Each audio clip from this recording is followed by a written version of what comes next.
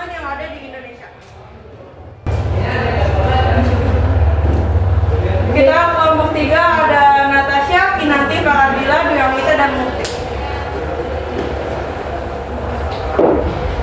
Jadi dalam report kami itu yang pertama membahas latar belakang, yang kedua kelemahan di Indonesia, yang ketiga tantangan Indonesia, yang keempat tantangan di era global.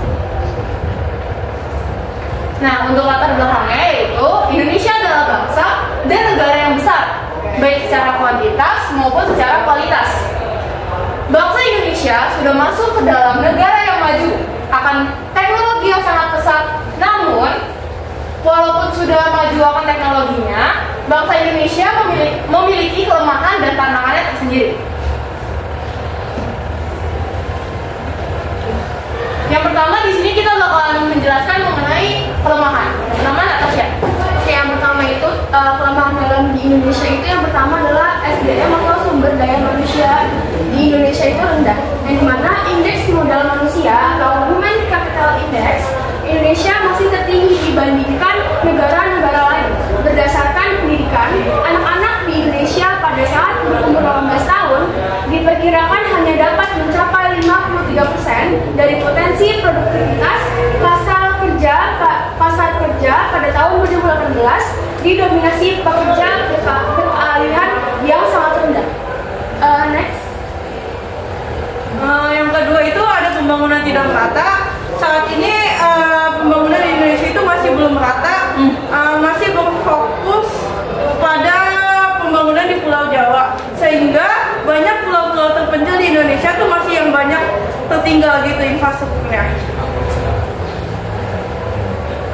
Selanjutnya, selanjutnya di sini ada namanya data pembangunan tidak rata. Jelas di sini kurang jelas. Pokoknya di sini tuh memperlihatkan bahwa di Pulau Jawa itu masih sangat pesat, sedangkan di pulau-pulau lain itu masih sangat rendah. Contohnya di sini itu Pulau Jawa, sedangkan di pulau yang lain itu masih yang warnanya itu sangat kecil. Yang ketiga itu ada korupsi yang masih merajalela di Indonesia. Korupsi ini merupakan penyakit sosial yang merugikan negara serta masyarakat dan merusak moralitas dan kepercayaan penduduk.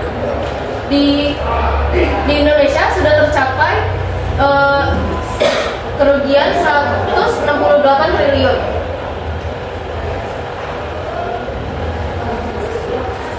Lalu setelah itu ada tantangan bangsa Indonesia. Yang pertama itu ada masuk ke ideologi luar, di mana konsumerisme, radikalisme, bahkan terorisme dapat menyebabkan perubahan pola pikir yang memicu perilaku destruktif di antara bangsa Indonesia. Yang kedua itu ada ancaman terhadap data pribadi warga negara Indonesia, di mana negara ini diharuskan untuk meningkatkan keamanan cybernya demi mempertahankan data pribadi warga negara Indonesia. Selain itu, warganya juga harus meningkatkan literasi digital sehingga dapat menggunakan media sosial dengan etis. Yang ketiga itu adalah lunturnya budaya akibat globalisasi. Indonesia ini memiliki kekayaan budaya yang sangat tinggi. Namun generasi muda ini cenderung lebih bangga atas budaya bangsa lain dibandingkan bangsanya sendiri. Selanjutnya itu tantangan di era global. Yang pertama itu menguatnya individualisme, diartikan sebagai paham yang menganggap manusia secara pribadi perlu diperhatikan dan diutamakan. Tidak sedikit orang yang melakukan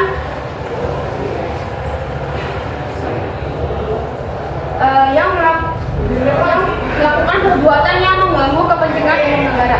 Yang kedua itu radikalisme, yang dimana satu paham atau aliran yang tidak mengubahkan kehidupan masyarakat secara mendasar atau mengangkat dengan cara kekerasan.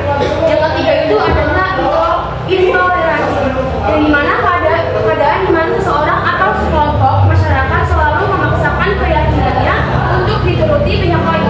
Padahal sesungguhnya pihak lain itu memiliki hak yang sama dengan kehidupan berbangsa dan bernegara. Selanjutnya ada pertanyaan, dari berbagai kelemahan dan tantangan yang dimiliki Indonesia, menurut kalian apa 3 kelemahan dan 3 tantangan terbesar yang dihadapi Indonesia? Kemudian kajilah lebih mendalam 3 kelemahan dan 3 tantangan terbesar tersebut untuk memandu diskusi dengan rekan kamu.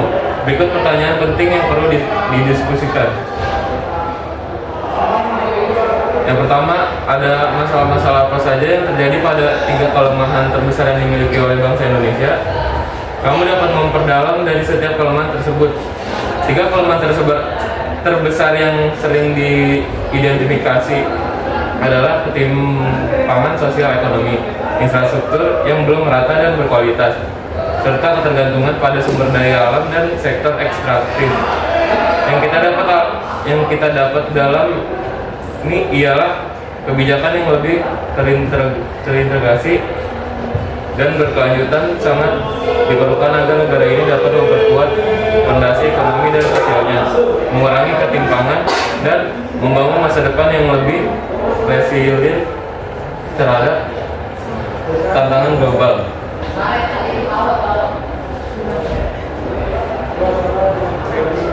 Selanjutnya, pertanyaan kedua, bagaimana kebijakan dan strategi yang perlu dilakukan Indonesia untuk menjawab tantangan tersebut? Kebijakan, strategi, dan kekuatan Indonesia yaitu sebagai berikut. Yang pertama, memperkuat pendidikan Pancasila dan wawasan negara, yang diartikan pentingnya untuk memasukkan nilai-nilai Pancasila dan program pendidikan sangatlah penting untuk masyarakat Indonesia. Yang kedua, menerapkan regulasi perlindungan data pribadi yang ketat. Indonesia sangat perlu mengimplementasikan Undang-Undang Perlindungan Data Pribadi atau UU PDP.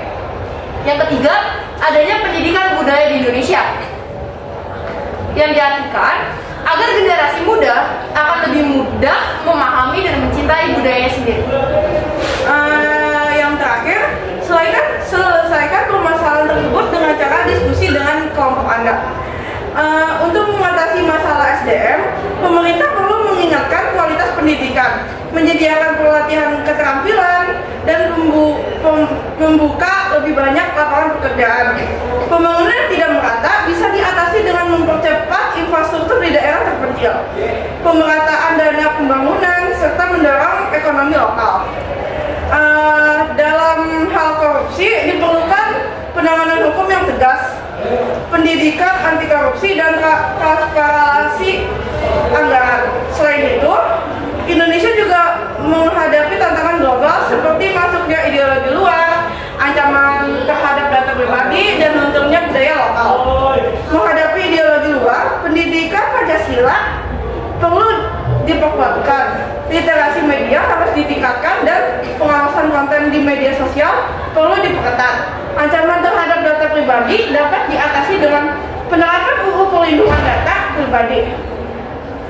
Menjaga budaya lokal, promosi budaya, pendidikan budaya di sekolah, serta pembangunan industri kreatif berbasis budaya perlu dilakukan agar masyarakat, terutama generasi muda, bangga dengan identitas budaya sendiri. Baik, terima kasih dari kelompok kami. Semoga yang kita jelaskan bisa bermanfaat buat kalian semua. Terima kasih semuanya.